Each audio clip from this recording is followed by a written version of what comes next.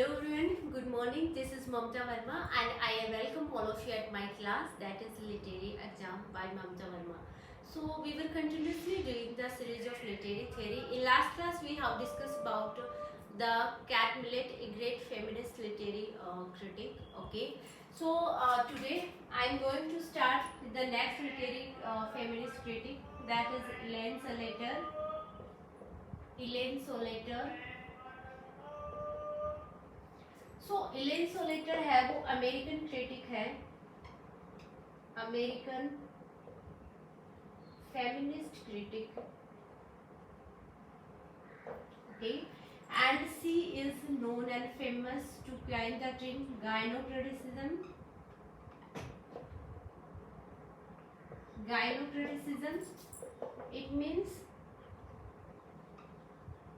women as a writer. Okay, so ये जो गाइनोक्रिटिसिज्म trim है, ये एग्जाम में काफी बार पूछा जा चुका है. इस question gynocriticism term is related to, so ये बहुत इंपॉर्टेंट है, आपको ध्यान में रखना है इसको. ठीक है, एलेन सोलेटर. ओके, ये 1941 में बोर्न हुई थी and still she is alive. So इसका जो कॉन्ट्रीब्यूशन है फेमिनिज्म मूवमेंट में वो बहुत ही बड़ा है. ये फर्स्ट राइटर थी फीमेल क्रिटिक जो लॉस्ट नोवेलिस्ट थी, जो 19th और 20th सेंचुरीज की. ठीक है, क्योंकि जिनके वर्क को भुला दिया गया था या जिनका वर्क जो सुडनिन से पब्लिश हुआ था उनको वो सामने लेके आई थी. ठीक है, ये एक बड़ा कंट्रीब्यूशन किया था उसने. ठीक है, तो फर्स्ट हम इसके एक एक वर्क को पढ़ते हैं. मे बी गाइज आज का जो क्लासेस है विल बी लॉन्ग, क्योंकि एलेन सोलेटर है, इसका वर्क ज़्यादा है और इनका वर्क है, 2 वर्क है जो हमें डिस्कस करना होगा डिटेल में, जो एग्जाम में जहाँ से क्वेश्चन आते हैं. तो आपको अगर एग्जाम में क्वेश्चन, क्योंकि यहाँ से 100% में श्योर कह सकती हूँ 2 क्वेश्चन हर बार पूछे जाते हैं एलेन सोलेटर से. तो अगर आपको 4 नंबर पक्के करने हैं तो आपको फुल क्लास को अटेंड करना होगा. ठीक है, सो फर्स्ट वर्क है इसका A literature of their on. इसका सबटाइटल है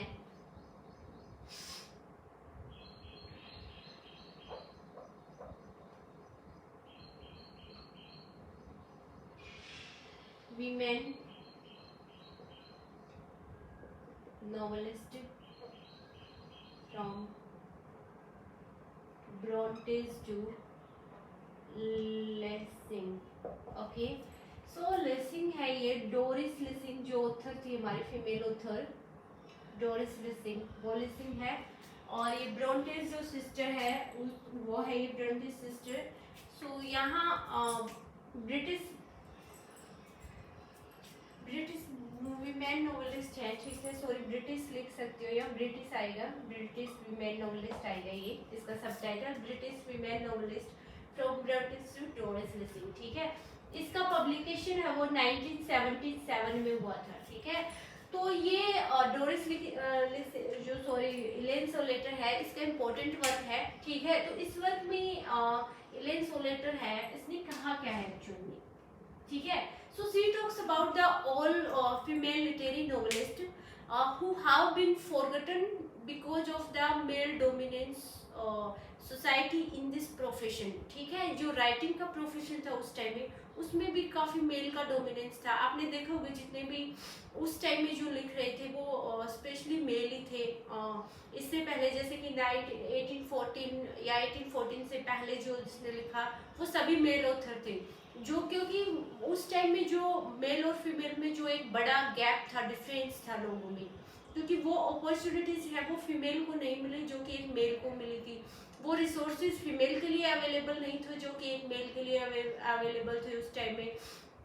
ठीक है, तो जितने भी जैसे तैसे करके जो फीमेल नॉवेलिस्ट थी जिन्होंने इंग्लिश लिटरेचर में ग्रेट कंट्रीब्यूशन दिया था उस टाइम में. ठीक है, जैसे कि ब्रोंटेस सिस्टर हो गई, जॉन ऑस्टिन हो गई, जॉर्ज इलियट हो गई. ठीक है, तो इनका वर्क था उस टाइम में, वो इनको टोटली ये फेल्ड थी उस टाइम में. इनके वर्क को कोई भी पढ़ नहीं रहा था. क्यों नहीं पढ़ रहा था? क्योंकि मेल डोमिनेंस था उस टाइम में. ठीक है, और इनको ये राइट नहीं था कि ये अपना वर्क है वो अपने ही नाम से पब्लिश करवा सके। वीमेंस को उस टाइम ये राइट नहीं था कि वो अपने नाम से पब्लिकेशन कर सके, तो इनको स्यूडोनिम को सहारा लेना पड़ता था अपने नाम को पब्लिश करवाने के लिए।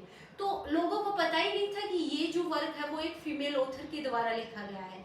तो थ्रू दिस वर्क जो एलेन सोलेटर है, she wants to bring the female literary canon, okay, in which all the female novelists which have been forgotten, due to the lack of opportunities, due to the lack of resources, okay, and due to the male dominant society, she brings into to light, okay, she wants to bring into the front, in front of the world. तो ये जो भी novelist थी उनको वो लोगों के सामने लाना चाहती थी, वो बताना चाहती थी थ्रू दिस वर्क कि इनका भी लिटरेचर में ग्रेट कंट्रीब्यूशन है, ठीक है, तो इनको उतनी इम्पोर्टेंस दी जाए जितनी की इम्पोर्टेंस एक मेल ऑथर को दी जाती है उस टाइम में। तो इन्होंने इस जो फेज थे इस वर्क में मेनली उन्होंने 3 फेज की बात की है, 3 फेज आते हैं इस वर्क में, ठीक है। फर्स्ट जो फेज है वो है द फेमिनिन फेज, या इसको इमिटेशन फेज भी बोल सकते हैं। इमिटेशन फेज जो 1840 से 1880 तक आया था, ठीक है। सो फर्स्ट फेज है इसका, ये बहुत इंपॉर्टेंट है। 3 फेज एग्जाम में क्वेश्चन भी पूछे जा चुके हैं, तो इसको आपको ध्यान से पढ़ना है, ठीक है। ये है फर्स्ट फेज। सो यहाँ she talks about all the great novelist, Victorian novelist specially, जैसे Bronte sister and Doris Lessing and Jane Austen, George Eliot, okay. So all the female novelists, they have given the great contribution in the English literature because of their language, because of their writing styles, okay, because of their content of writing, because of their subject matter. But their work could not have been written by anyone, okay, could not have been read by anyone. Why? Because of they have to take the help of the pseudonym to publish their work. तो उस time में 1820, 1814 या 1880 तक उस time में female को ये right नहीं था कि वो अपना जो वर्क है वो अपने नाम से पब्लिश करवा सके। तो यहाँ इसको इमिटेशन इसलिए बोला जाता है क्योंकि उसको मेल स्यूडोनिम का सहारा लेना पड़ता था अपनी पब्लिकेशन के लिए, ठीक है। जैसे जॉर्ज इलियट है, उसका स्यूडोनिम था मैरी एनी वेन, ठीक है, तो वो अपना वर्क है वो जॉर्ज इलियट नए लिख के मैरी एनी वेन नेम से पब्लिश करवा सकते हैं उस टाइम में, ठीक है। तो इसलिए इसको इमिटेशन पेज बोला जाता था। सेकंड जो फेज है उसका वो है, guys I have to rub it because there is no place to write, so if want to make the notes, okay, then you have to pause the video and then you can write down, okay. So first phase हमने देखा the feminine phase था। Second phase है वो है the feminist phase, और इसको protest phase भी बोल सकते हैं, प्रोटेस्ट फेज, ओके, जो 1880 से 1920 तक था द फेमिनिस्ट फेज। सो इस फेज में क्या था, ऑल द फीमेल नॉवेलिस्ट और critics, now they have started to do protest, okay, against the male literary canon, against the values, against all the ideologies which is made by the men in the society. Now they started to demand against the right for the female, okay, and they started to demand for the freedom, okay, जो freedom जो rights mail को दिए गए हैं उस time में, like rights of publication, okay, rights of vote, okay, rights of freedom to publish their work, their own name. So जितने भी rights थे वहाँ, ये इस फेज में क्या होता था कि जो फीमेल नॉवेलिस्ट थी उन्होंने, फीमेल क्रिटिक्स थी, उन्होंने डिमांड करना शुरू कर दिया और उन्होंने मेल को प्रोटेस्ट किया, ठीक है। इस फेज तक वो क्या कर रही थी कि वो जो वर्क था वो मेल के नाम से जैसे पब्लिश करवा रही थी। तो यहाँ धीरे धीरे उनको रियलाइज हुआ, उनकी खुद की इम्पोर्टेंस रियलाइज हुई, तो उन्होंने मेल का प्रोटेस्ट किया और उन्होंने डिमांड की खुद का कि हमें भी फ्रीडम चाहिए कि हम अपना वर्क अपने नाम से पब्लिश करवा सके, हमें भी वो राइट्स चाहिए लिखने का, हमारे लिए भी वो रिसोर्सेज अवेलेबल होने चाहिए, हमें भी वो अपॉर्चुनिटीज मिलनी चाहिए जो कि एक मेल ऑथर को दी गई है, ठीक है। तो यहाँ ये प्रोटेस्ट करना शुरू कर दिया था मेल के लिए, ठीक। सो थर्ड आता है the female phase, female phase या सेल्फ रियलाइजेशन फेज बोल सकते हो आपको, सेल्फ रियलाइजेशन फेज, ओके, जो 1920 से टिल प्रेजेंट तक था। सो क्या था यहाँ सेल्फ रियलाइजेशन फेज में? So all the literary female critic now they starting to realize about themselves, okay, they starting to think about themselves, actually what is their place in the society, in the house, and what is their place in the profession, okay, what they think, what they are doing, okay, so society में उसकी जगह क्या है, क्या वो कर रही है, क्या वो सोच रही है, ठीक है, या उनकी जगह मेल के बराबर है सोसाइटी में कहीं। तो उन्होंने ये सब कुछ अपने बारे में, स्पेशली अपने बारे में सोचना यहाँ शुरू कर दिया था। उन्होंने खुद के बारे में रियलाइज करना उन्होंने पहली बार किया था कि सोसाइटी में एक्चुअली उनका प्लेस है क्या, ठीक है, उनको क्या फ्रीडम दी गई है, उनको क्या राइट्स हैं। इससे पहले वो उन्होंने कभी भी ऐसा सेल्फ रियलाइजेशन नहीं किया था। तो यहाँ आके 1920 तक उन्होंने खुद के बारे में सोचना शुरू कर दिया, खुद की आज़ादी, खुद का फ्रीडम की, ठीक है, खुद के जो राइट्स है उनके बारे में डिमांड की। तो यहाँ ना सिर्फ वो प्रोटेस्ट कर रही थी बल्कि खुद के बारे में भी सोच रही कि हमें क्या करना चाहिए, कैसे सोचना चाहिए, ठीक है, कैसे आगे बढ़ना चाहिए, ठीक है। तो क्या हमें वो राइट्स जो नहीं दिए गए वो मेल के बराबर होने चाहिए, ये सब यहाँ इन्होंने शुरू कर दिया था। तो ये 3 फेज थे जो इस वर्क में सबसे ज़्यादा इम्पोर्टेंट है। तो इनका टाइम पीरियड भी आपको ध्यान में रखना है सभी फेज का, और इनका छोटा छोटा मतलब इनमें क्या डिमांड कर रही है, ठीक है, तो किससे रिलेटेड है कौन सा फेज, ये भी आपको ध्यान में रखना है। तो इस वर्क में इतना ही था। नाउ सेकंड वर्क इसका पढ़ते हैं जो बहुत ज्यादा इम्पोर्टेंट है एग्जाम पॉइंट ऑफ व्यू से।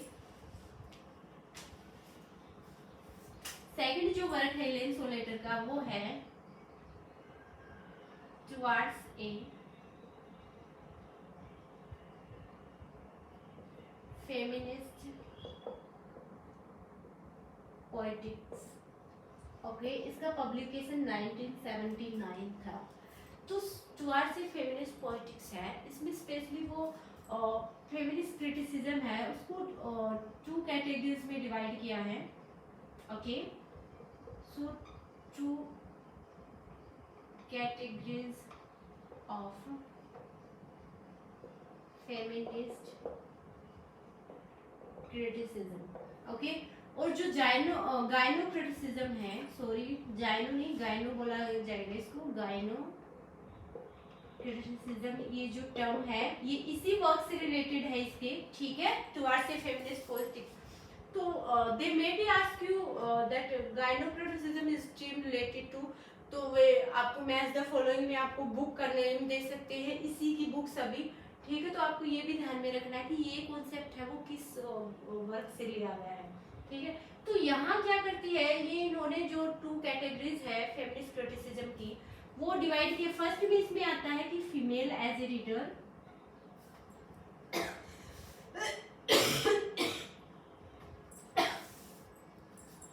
फर्स्ट में आता है women as a reader,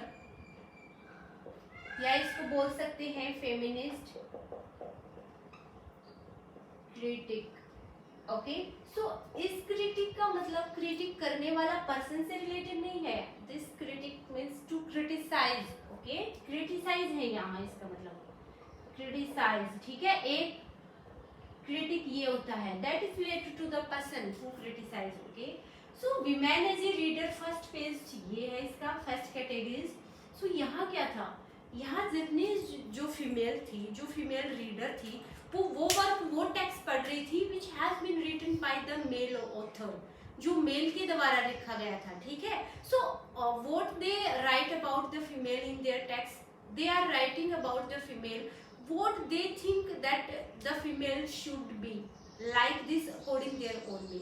So male के द्वारा एक फीमेल कैसी होती है, कैसी होनी चाहिए, उन्होंने जो कुछ भी सोचा फीमेल के द्वारा फीमेल के लिए वो सब कुछ लिख दिया इसमें अपने टेक्स्ट में, ठीक है।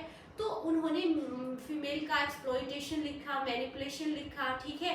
तो उस टाइम भी उन्होंने फीमेल को जो अपने टेक्स्ट में पोर्ट्रेट किया वो उस तरीके से किया, उनकी साइकोलॉजी है, वो क्या सोचती हैं, क्या सफरिंग्स है उनके सामने, ठीक है, क्या वेरीज है, क्या क्या प्लेस है उनका सोसाइटी में, मतलब एक्चुअल न लिखे उन्होंने वो लिखा जो खुद सोच रहे थे कि वीमेन कैसे है उस टाइम में, ठीक है। तो ये जो लिख रहे थे वो एक जेन्युइन टेक्स्ट नहीं था, क्योंकि उनको क्या पता है कि वीमेन की साइकोलॉजी क्या है, क्या सोचती है, वो क्या करती है, ठीक है, उसकी फीलिंग्स क्या है, ये सब तो उन्होंने पता ही नहीं था। तो एक मेल है, वो एक मेल के तरीके से ही सोच रहे थे उस टाइम में, जितने भी मेल ऑथर थे, ठीक है। तो जो टेक्स्ट था उस टाइम में वो जेन्युइन नहीं था। तो यहाँ रीडर थी, एक वुमेन रीडर होती है जो कि एक मेल के द्वारा लिखे गए टेक्स्ट को पढ़ती है यहाँ, ठीक है। सेकंड पेज में क्या होता है, women as a writer. Women as a writer means होता है गाइनोक्रिटिक, ठीक है। So women as a writer ना, जो फीमेल रीडर थी उन्होंने वो टेक्स्ट पढ़ा जो कि एक फीमेल ऑथर के द्वारा लिखा गया था, एक फीमेल राइटर के द्वारा लिखा गया था, और ये टेक्स्ट था वो जेन्युइन था, क्योंकि एक फीमेल ही दूसरी फीमेल की फीलिंग्स, उसकी थिंकिंग्स, उसकी साइकोलॉजी को जान सकती है कि क्या सोचती है, सोसाइटी में उसका प्लेस क्या है, ठीक है, या फैमिली में उसका प्लेस क्या है, उस टाइम में क्या सफरिंग्स थी जो फीमेल फेस कर रही थी एक्चुअली में। तो ये जो टेक्स्ट था वो जेन्युइन टेक्स्ट था, और यहाँ जाके फीमेल को रियलाइजेशन हुआ कि सोसाइटी में उनका स्थान क्या है, ठीक है, कितना ज्यादा गैप है एक मेल और फीमेल के बीच में, एक मेल और फीमेल के बीच में जो राइट्स है, जो फ्रीडम है, जो मेल को प्रोवाइड है वो फीमेल को नहीं है। यहाँ जाके धीरे धीरे उनको रियलाइजेशन हुआ कि एक्चुअल में एक फीमेल है, उसका स्थान सोसाइटी में क्या है, यहाँ जाके रियलाइज किया उन्होंने, ठीक है। तो ये आता है इसमें वीमेन एज ए रीडर या गाइनोक्रिटिक जिसको बोलते हैं, ठीक है। तो ये दो वर्ग थे जो बहुत ज्यादा इंपॉर्टेंट थे एग्जाम पॉइंट ऑफ व्यू से, और आपको इसको डिटेल में ज्यादा जाने की जरूरत नहीं है, ठीक है। जितना मैंने करवाया वो सफिशिएंट है, अगर आप ध्यान से इसको पढ़ोगे तो इससे ज्यादा इसमें कुछ नहीं मिलेगा, ठीक है। अब 2-3-4 वर्ग है जिसके आपको सिर्फ टाइटल ध्यान में रखने हैं, आपको डिटेल में पढ़ने की जरूरत नहीं है उनको, क्योंकि उनका टाइटल मैच द फॉलोइंग में पूछ लेंगे वो, तो सिर्फ आपको टाइटल ध्यान में रखने हैं।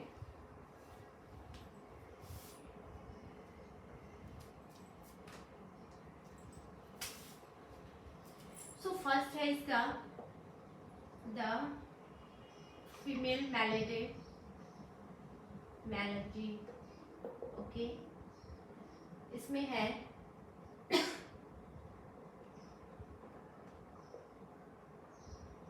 Women madness and English culture, okay, जिसका पब्लिकेशन हुआ था वो 1985 में था। सेकंड है इसका, वही देखना पड़ेगा, द फीमेल सेक्सुअल एनार्की। और मैं आपको लिख के बता देती हूँ, सिर्फ आप इसका टाइटल ध्यान में रख सकते हैं, सेक्सुअल एनार्की,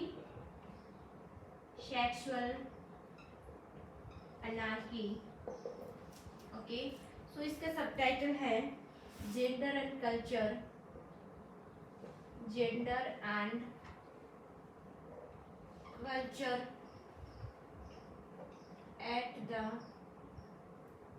at the फिंदेसिकल, ओके। तो फिंदेसिकल है, इसका मीन्स होता है at the end of the centuries, okay, at the end of the century, okay, specially 19th century से रिलेटेड है, ठीक है। फिंदेसिकल का मतलब होता है at the end of the centuries. तो इसका सबटाइटल है gender and culture at the फिंदेसिकल, एंड लास्ट वन है इसका जो वर्क है वो inventing herself, okay, inventing herself, and इसका सबटाइटल है